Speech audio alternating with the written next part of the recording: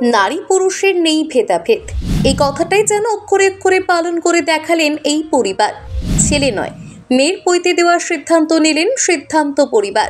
কোথায় ঘটল এমন নজিরবিহীন ঘটনা দেখুন।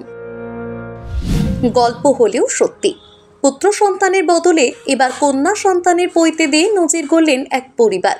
সমাজের চিরাচরিত ছক ভেঙে মেয়েদেরও উঁচু জায়গায় বসানোর বার্তা দিতে বাড়ির ছোট কন্যের উপনয়ন করে নজির গড়লেন মালদহের ইংলিশ বাজার শহরের ঘোড়াপীরের এলাকার সিদ্ধান্ত পরিবার। রীতাভরী চক্রবর্তী অভিনীত ব্রহ্মা জানে গোপন কম্মটি সিনেমাটা দেখেছেন নিশ্চয়ই। এই ছবিতে ফুটে উঠেছিল নারীদের পিছিয়ে না পড়ার গল্প। মেয়ে হয়েও যে পুজো করা যায় সেই গল্পটাই ফুটিয়ে তোলা হয়েছিল এই ছবিতে। বর্তমানে রাজ্যের বহু মহিলা পুরোহিত দুর্গাপুজো থেকে কন্যাদান সারছেন সবে। মেয়েরা যদি পুজো করতে পারে, বিয়ে দিতে পারে, তাহলে পৈতে হবে না কেন? এমনই প্রশ্নে এগিয়ে আসেন নবছরের মধুপর্ণা সিদ্ধান্তের বাবা মা। তাদের দাবি, শুধু মালদহেই নয়, মেয়েদের এই পৈতের ঘটনা উত্তরবঙ্গেও প্রথম। ভারতীয় সমাজে ব্রহ্মচর্য অতি প্রাচীন রীতি। হিন্দু ধর্মের আচারে উপনয়নের মাধ্যমে ব্রহ্মচর্য পালনের রেওয়াজ রয়েছে এখনো। অনেকেই বলেন ব্রাহ্মণ পরিবারের পুরুষ সন্তানরাই পৈতের মাধ্যমে দীক্ষা গ্রহণ করে। মালদহে দীক্ষা গ্রহণ করল এক কন্যা। মধুপর্ণা মালদহ শহরের একটি ইংরেজি মাধ্যম স্কুলের ৩য় শ্রেণীর ছাত্রী। বাবা মনোজ কুমার সিদ্ধান্ত একজন ব্যবসায়ী, মা পায়েল সিদ্ধান্ত গৃহবধূ।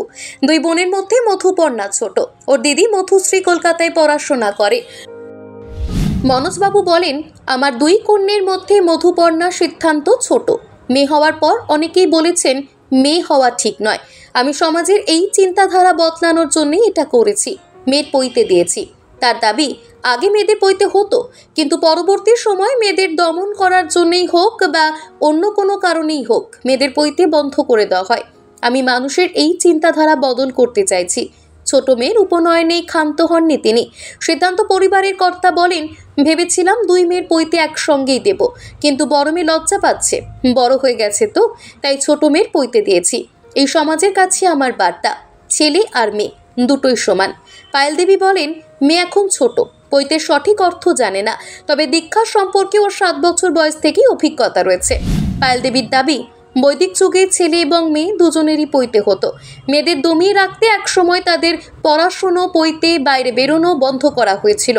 আর মধুপর্ণা ৩য় শ্রেণীর ছাত্রীর কথায়, পড়াশোনা ইংরেজি মাধ্যমে করছি, তবে সংস্কৃত মন্ত্রে পুজো করতে পারবো, শিখে নেব।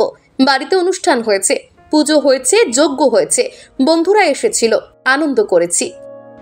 সিদ্ধান্ত পরিবারের পুরোহিত সদানন্দ বাগচি বলেন, ব্রাহ্মণের ব্রহ্মজ্ঞান অর্জন করা আবশ্যিক। বৈদিক যুগে নারী এবং পুরুষের কোনো ভেদাভেদ ছিল না, প্রত্যেকেই ব্রহ্মজ্ঞান অর্জন করার অধিকারী ছিলেন। ব্যুরো রিপোর্ট, প্রথম বাংলা।